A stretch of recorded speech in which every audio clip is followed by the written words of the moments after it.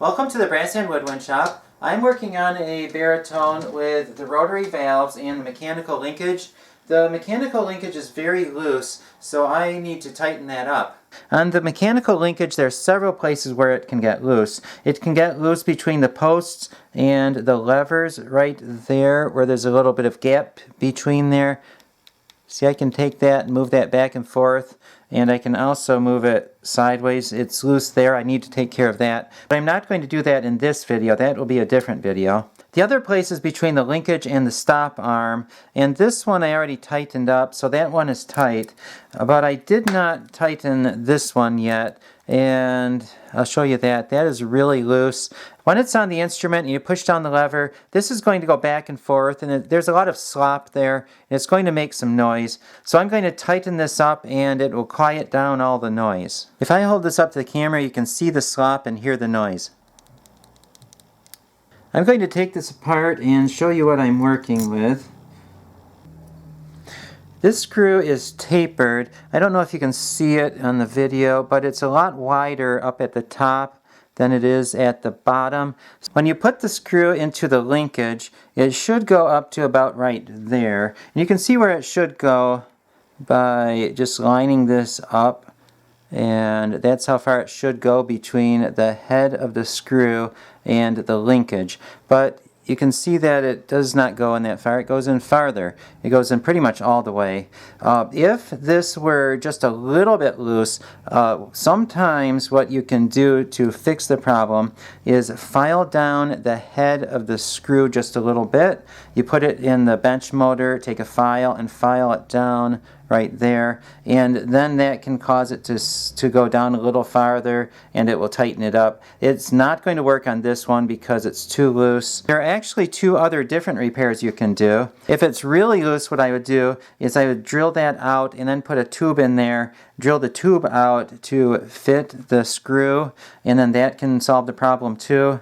And I would do that if it was really loose. This one, it's loose, but it's not terribly loose. What I'm going to do is heat that up and put some silver solder inside of the hole, and then drill out the silver solder to fit the screw. I'm going to use the round needle file to clean up inside the hole so that the solder sticks to it. Okay, then I'm going to put it in the jig to hold it while I solder it. Then I'm going to put some of the flux on the inside of the hole. I'm heating this up with a torch, and this is silver solder, so it's going to take longer to heat up. Soft solder would be a little too soft for this, and it would wear down in no time at all. So I'm going to heat that up, and then I'm going to put the little silver solder inside the hole. That probably should work. It does not take that much. Now I'm going to wait for that to cool off and drill it out. I used the micrometer to measure the small end of the screw, and I matched it up to the size of the drill bit I need. And I'm going to start small because I do not want this to be too loose. So I'm going to start with a smaller hole than I need and then work my way up to the size that I need to fit this screw. And I need to remember that when I put the screw in the hole, it should not go all the way into the hole.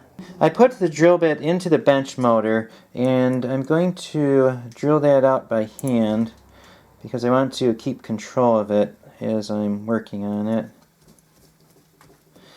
And it should go through there pretty soon.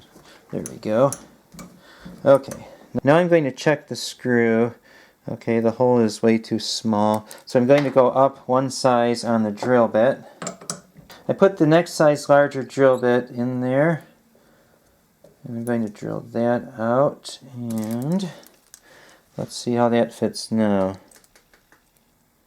Okay, that's about just right. I'm going to check the gap. Okay, that looks very close. There's a little bit of space in between there, so I probably need to drill it out just a little bit more. I'm not going to go up the next size on the drill bits because that's going to drill it too much. I'm just going to do that. That will loosen it up a little bit. Let's see what we have now. Okay, that looks good. Now I'm going to check the rotor arm to see how it fits.